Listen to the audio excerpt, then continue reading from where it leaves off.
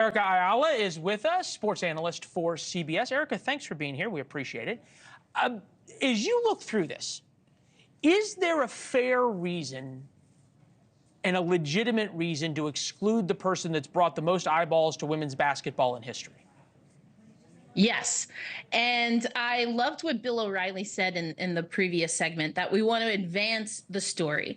And advancing the story here is, yes, Caitlin Clark is a very popular women's basketball player. That's been happening while she was at Iowa and has continued in the first quarter of her first WNBA season. What is also true is that the Olympic teams, especially the teams for basketball, for soccer, as an example, these teams for hockey, they're selected over years of different camps, different evaluations. And Caitlin Clark has been one of the players that is certainly on the radar of USA basketball. But because of the success that she had at Iowa in particular, she missed the last camp and hasn't been as frequent of a person in camps and competing at the international level as some of the other backcourt or guards that are on the team. But this is more than, right? This is more than just a sports story. This is about representing America to the world.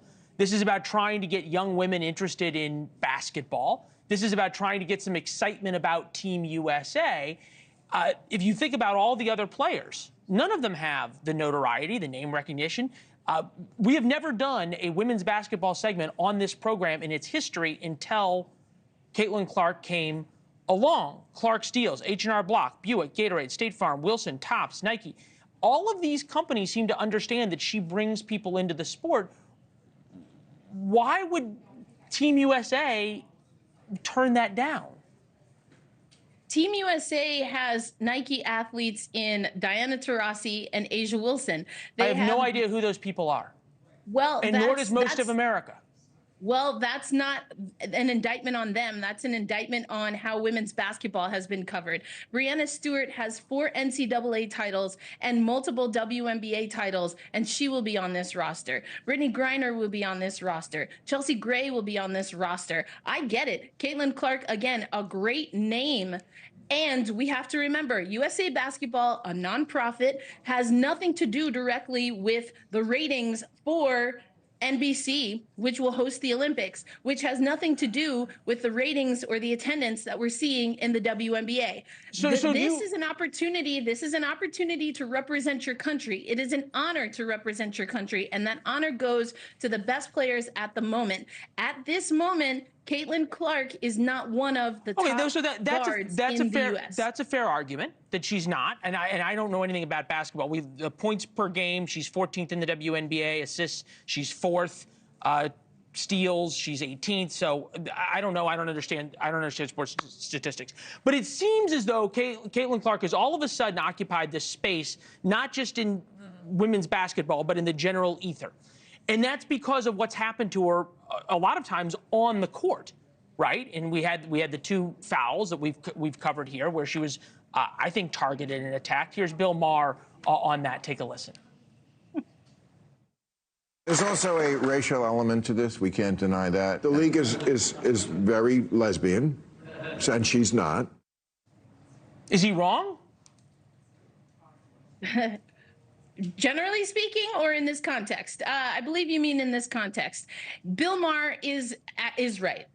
Caitlin Clark is a straight white woman. He's also right in that there is a racial element to this. What people are missing is that Caitlin Clark is the focal point. And again, I'll go to what Bill Riley said earlier. What is happening around Caitlin Clark? She is playing in a league that's 80% black women. She is not one of the top 12 players. So, Erica, hold on. Let me just turn it around real quick and just ask you. I'll give you the last 30 seconds, I promise. If she was playing, if it was a 80% white league and there was a standout breakout black player who changed the sport and suddenly had captured America's interest, and that black player was then excluded from the U.S. Olympic team, don't you think the coverage would be a little different and we'd be saying different things?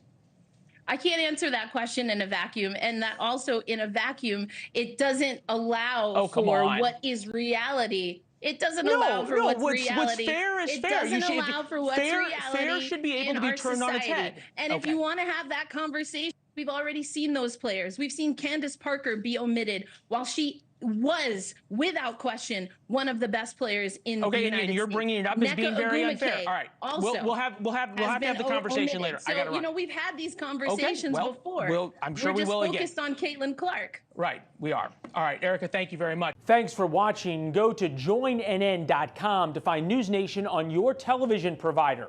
And don't forget to click the red subscribe button below to get more of NewsNation's fact-driven, unbiased coverage.